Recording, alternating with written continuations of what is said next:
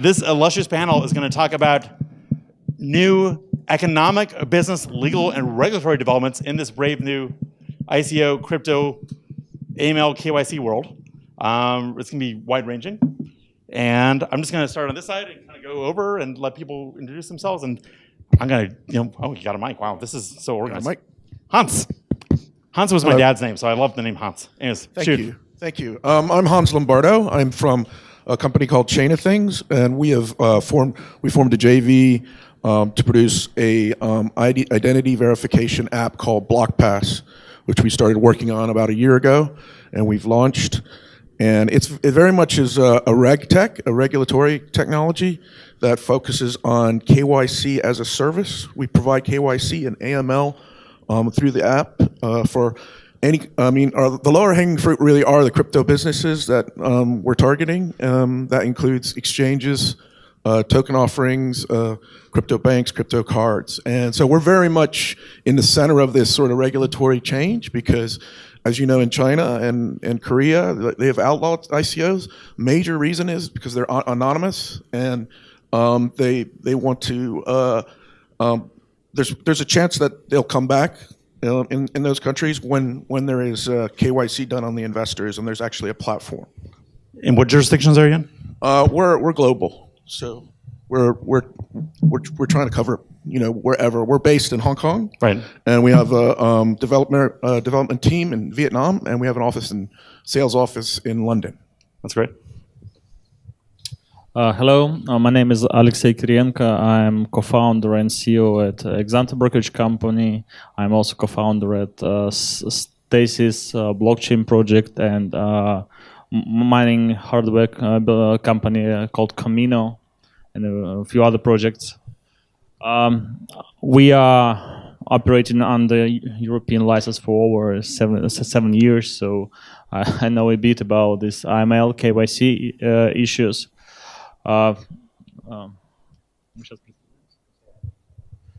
Okay, so please, Marat. Okay, my name is Marat Kichikov. I'm managing partner with Bitfury, mostly responsible for investments and partnerships.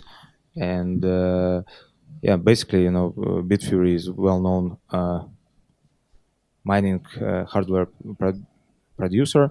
But beside that, we're actually involved in many different other projects. We're investing. We're doing extremely interesting software projects like Exonum, Lightning Network, and other stuff. So, in terms of presence, we're also global, like you said. That's basically it is. I think crypto is inherently global. Hey, Michael Chibanian. I'm local. I run a local exchange called Kuna. Bitcoin Foundation Ukraine co-founder. Launching an association, launching a blockchain hub in February. BTMs, cash trades, everything on this part of the world. So Ukraine, Russia, Belarus, a bit of Kazakhstan.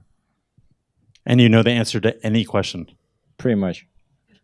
Apart from football. Oh, well. American football or like soccer? Especially American football. Yeah. You don't Rugby, yeah. Doesn't matter. Cool. Hans, can you tell us about what brought you into this business and how you see it evolving and where you see it going? I started investing in crypto 4 years ago when an old boss of mine named Alan Meckler, who started the Internet World trade shows years ago, decades ago, got me into it. He started a trade show called Inside Bitcoins, which was quite popular for a while. And so I got into it because of that. I saw the brilliance behind the blockchain. And we started doing KYC and AML app. We wanted to do an app that gave identity control back to the user. Because right now, most of identities on the internet are centralized or federated, which is users don't really have control or own those identities or the identity data. So we really wanted to, and that's what BlockPass is. We don't keep data on the users. The users control the data. So we'll come back to it in more detail, but can you glide over the biometric part and the GDPR? Okay. I don't know if you've heard about GDPR, but in the European Union, there's a law that's been passed that requires limits the amount of data that you can keep on users. And so BlockPass is very much compatible with that. We're positioned from the ground up to be compatible with that GDPR.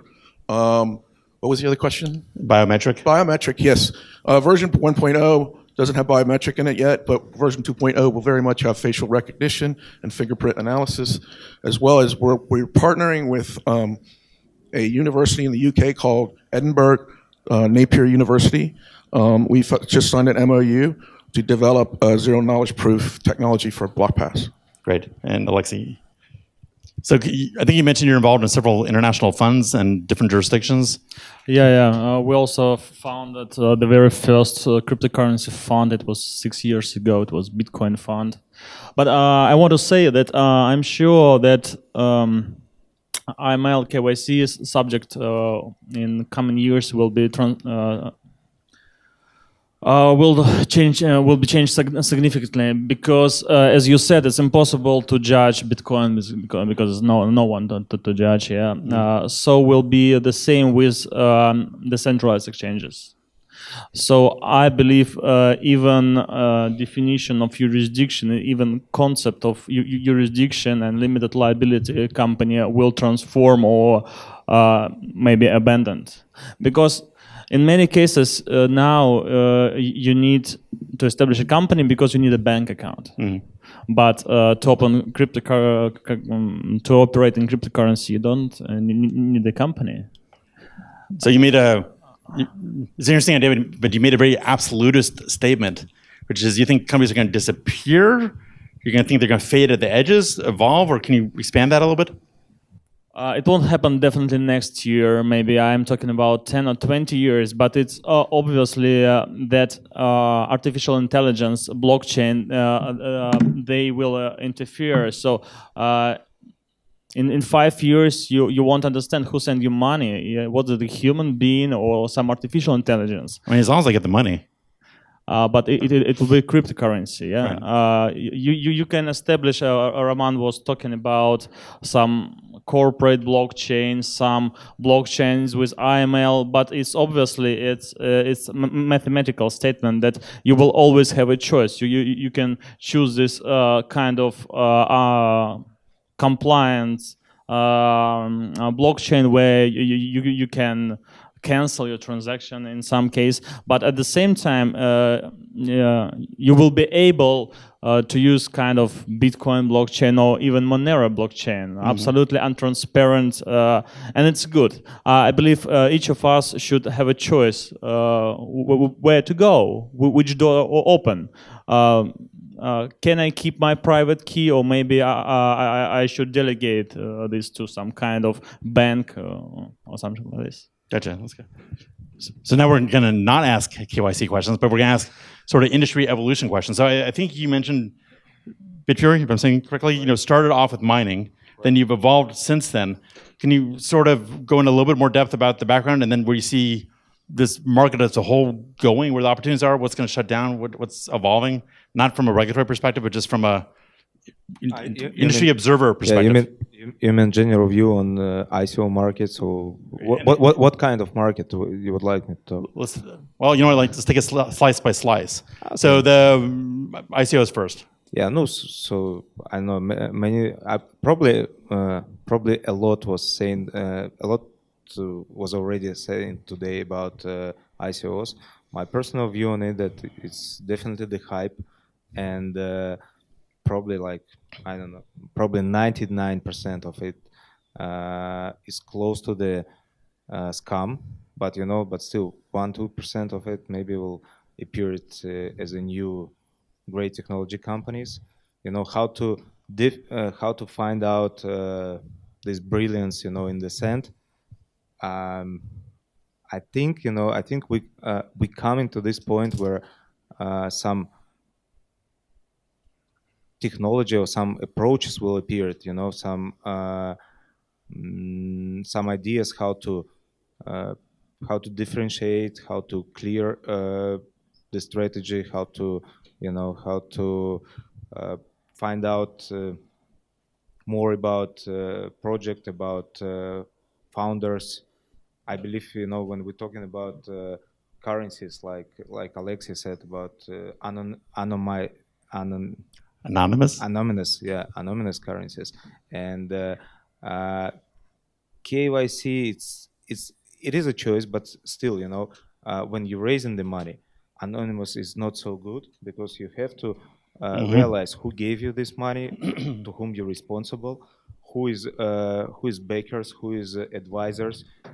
I really like the idea of it's called stacking or staking when you put something Proof of stake? Or? not proof of stake, but it's when for example, if you're an advisor or if you're a founder or if you're raising money, you put some collateral, in It's almost like putting up a bond to prove that you're for real. Some sort of that, right? And there is There'd be a lot fewer advisors on all these ICOs. Exactly, it would be great. If you're an advisor and you put in your name on it, you're backing someone, just put some money, and if they will screw, you'll screw as well. And do you get additional upside in exchange for your enhanced risk? Something like that, yeah, something like that. And there is a lot of ideas right now circulating about that. And there is, I really like the ideas about proof of your eligibility. Or let's call it this way. Got it. Right. Now, do you think ICOs are going to evolve or get replaced by something else, or no? It's go away. It's already taken. No. It's already sustainable. It's already exists. It will be, but it will. It probably it will go through this period of Wild West, and it will come to something more sustainable. And of course it would be regulated, but regulated some other ways. It would be regulated by protocols. It would be regulated by some ideas we'll see, because as a new market, it will bring the new rules, and new technologies. That's what I believe. I like how you're leading to protocols, because to me that's almost like de facto international law with. Right now there is a few teams is working on creating the protocols for your let's say even for your identity, right? Even to prove different types of proving your identity, different types of proving your reputations. That's very important stuff. There is a great team with co-founders of LinkedIn right now working on the. It's actually, it might be a protocol, when you basically prove your reputation. Right. And that's kind of like, there is a great ideas about different currencies and blah, blah, blah. Maybe it's utopia, but it definitely makes sense in the future economy. At least it's improvement. Yep. So what's the question again? Sorry. Well, I didn't ask it yet, but we're getting there. Wait, if you know the answer to every question, what was my question? No, I won't do that to you. All right, so you're like Mr. Exchange, along with Mr. Other Things. What's your view on decentralized exchanges versus centralized? Jurisdiction, technology? I mean, where do you see the pros and cons of each model? And are they inherently competitive, or can they kind of grow together? I'm very much pro decentralized exchanges because waking up every morning waiting for bad news is not kind of good life. So holding other people's money is a huge risk, and it's not only to crypto. I mean any funds. So we're talking about traditional banks wherever they also get hacked. So we need people-proof solutions of custodian, we can call it that way. So once we have the decentralized exchanges, you will be a king. I think it will be a real good, what you can call it, improvement of the whole industry. We're going to move to the next level. So I'm really waiting for decentralized exchanges. I know it's unusual coming from a person who owns the centralized exchange, but there is so much else you can do when you have decentralized exchange.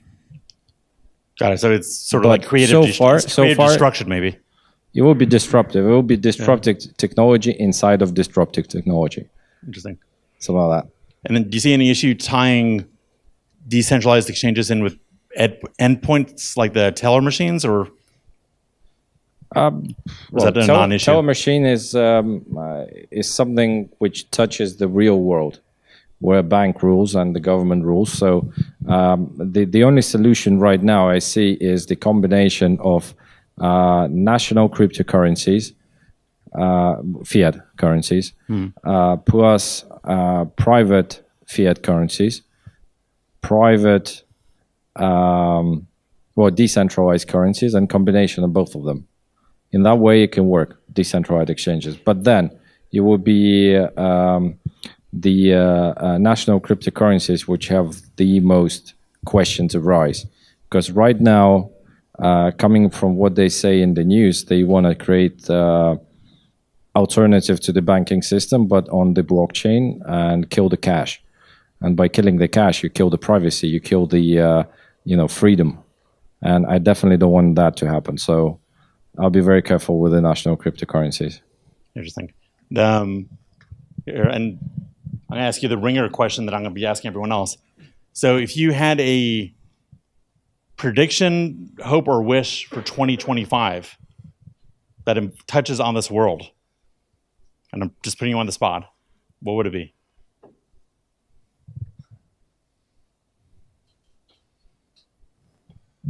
I know you didn't see this coming, but it just came to me. Bitcoin with lightning fast transactions and really cheap ones. Good answer. And more decentralized. And more decentralized. Yeah, we need to decentralize Chinese people. Well, the people? Well, the machines, behind machines are always people, Well, so yeah. And do you think that Bitcoin will still be the top of the hill at that point? Or some fork of Bitcoin? Called Bitcoin? I do believe in Bitcoin, the classic Bitcoin, the Satoshi Nakamoto Bitcoin, not the Chinese version of it. Interesting. Okay, cool. Vision 2020, Hans's Vision 2025. which is only 7 years away. I know it sounds futuristic. I mean, decentralization is a worthy dream. A fully decentralized world is a dream, but it's just a dream. We'll become more decentralized, but there are vested interests in the world, and one of them, you're talking about Chinese. What's the name of the Chinese government? What do they call it? The central authorities. Decentralization is an anathema to them. So there are vested interests in this world who will still be there in the next order. There'll be remnants of that, and that's not coming anytime soon. I think we will have more regulation of crypto before we have less. So we won't go completely decentralized. We'll still have to work with the entities, the legal entities in the world that exist that are extremely powerful, and we cannot overcome them. So we have to work with them to reach middle ground. I'm going to cause a philosophical death match here.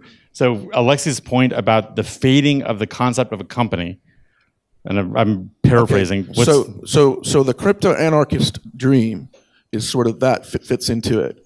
But so is the borderless world, and that's not happening anytime soon. I don't believe it. But we can work towards, we'll still need to work with limited liability companies because the established legal interests, legal entities, that's what they accept. I mean, we've tried to do banking without banks. I mean, with crypto only, it's very hard. It's very difficult to operate a company or operate an organization. Was that because it's new, or is that because it's inherently hard? It's hard. It's actually gotten worse. Less banks, for example, in Hong Kong, no banks are banking with cryptos. It's a problem in Singapore too. They've started shutting down bank accounts. So it's still got a long way to go. Got it, Alexei. So vision, hopes, dreams for 2025, and feel free to push back also. First, about borderless world. We already have our small borderless world in European Union. They achieved it, huh? I really hope not. 2025, I'm sure sooner or later we'll have full separation of money and state. This is the main purpose of cryptocurrencies. and we will have decentralized exchanges. Maybe not this year, maybe not next year, but it will happen. And when we will achieve the separation of money and state, there will be really big changes in concept of taxes. Access. Taxes. Taxes, okay. Taxes, because now as a government you can freeze account, you can stop transaction, you can block your citizen from you using your services. But when you separate country and state, it's impossible. So tax system will change. Probably we will be taxed by our presence in some location. Our property will be taxed, but not our transactions, I believe. So let me ask you, if governments are losing their monopoly on currency and monetary transactions, the normal thing to say is we're heading towards a decentralized world, but is it possible we're heading towards sort of a archipelago or oligarchic world where it's not governments, it's not decentralized, but it's either companies, DAOs, individuals, or forces that aren't somewhere in between? I think it's really impossible to predict how the world will look like after we achieve it, like in 10 or 15 or 20 years. But it will be totally different. I can say maybe it won't be that good, really, because we can face some social instability. It's really possible. It may be not this great pink world where everybody is happy, but we will go there anyway. Let me ask you a follow-up. So you mentioned before, where do you see the role of artificial intelligence playing into this process? Definitely. Yeah, artificial intelligence will be with us as well as cryptocurrency. It's forever. We will live and die with this, and it will develop really faster than we expect. We can see it now. But it will be friendly, right? Yeah, I think so. I hope. Yeah, okay, sure. 2025 vision. So 2025, I hope people will finally get to the Mars. Scientists, find the way how to fight how to find the medicine to fight cancer, and so on and so on. In terms of the cryptocurrency, I believe we'll find enormous amount of transactions, not only between human, as you said, but also within IoT sector. I mean, it's going to be huge, and the technologies like Lightning, like Luminum, like Prisma, another, what right now is under development, will be crucial in this space. And my prediction is that, and also from the mining perspective, by 2005 it would be sustainable. 2005 or 2025, right? So it will be sustainable business. Quite unfortunately quite a flat one. Do you mean one. Financially or environmentally, or what do you mean when you say sustainable? No, I mean it will. Right now it's up and down. Right now there is a huge margins, and eventually it will be kind of like commoditized business. In order to process the transactions, because amount of the transactions will be huge. And to Mike's point, does that involve sort of a global reallocation of mining power, at least for Bitcoin? Yeah, we'll see. It will be totally distributed. It will be fully distributed. It maybe eventually will. Each of our device will mine for their own transaction. And basically it's like a Skype working right now, right? You basically you transact amount of calls, what give you opportunity to connect for free, right? So mining will be eventually working like that. So basically, for your own purposes, just a regular household on the planet, probably they need, I don't know, a few transactions per day, right? That's enough. And your device, your computer, your refrigerator, your TV will mine exact amount as you need, and so basically your transactions will be free. And for the businesses, they would need to buy some additional amount of transactions from the professional miners, like we are, like other guys. That's my prediction. You'll be in good position. Yep. All right, so it's winter 2019 BIP. Right. Okay, we're watching you on video That's right now. That's perfect. Okay, and so in winter 2019 BIP, watching you, Hans. Let's remember, what was Bitcoin going to be for that BIP, and what was Ethereum going to be price-wise? Really, you want to remember? You're in front of a group looking at this video right now. In the future. Sorry, rhymes with Bitcoin and rhymes with Ethereum. No? Yes? No? I have faith in those cryptocurrencies. Was that 10% faith or 1,000% faith? Okay. You're off the hook. So sorry, I don't do any advice or predictions in the financial. I see my last question was most fruitful. Okay. But it will be high in future. Okay. Actually, you know what? That is actually a rich comment. So everyone's talking Bitcoin crash. Everyone's talking about it's going to the moon, hodl versus, run. So is it a bubble that you can wrap yourself inside and stay warm, or is it a bubble that's going to burst? In 100 years, it's just that simple that you have limited amount of Bitcoins and unlimited amount of US dollars. Next year, I don't know. Oh wait, but you made it okay. But in the long run, given the inherent scarcity and cap of supply on Bitcoin, yeah. I'll make a couple of predictions. There will be more countries where cryptocurrency, like in Japan, is accepted and regulated. There'll be more regulations, but that will be a good thing. We'll see more countries where it's more acceptable. China will probably have crypto again, but it'll be very centralized. Interesting. Murat? No, my hope for the future that each cryptocurrency, including Bitcoin, Ethereum, Ripple, what you said, the rate of these currencies will finally reflect the demand and supply. And basically that's how it's supposed to be. And I believe that for 7 years we can figure it out.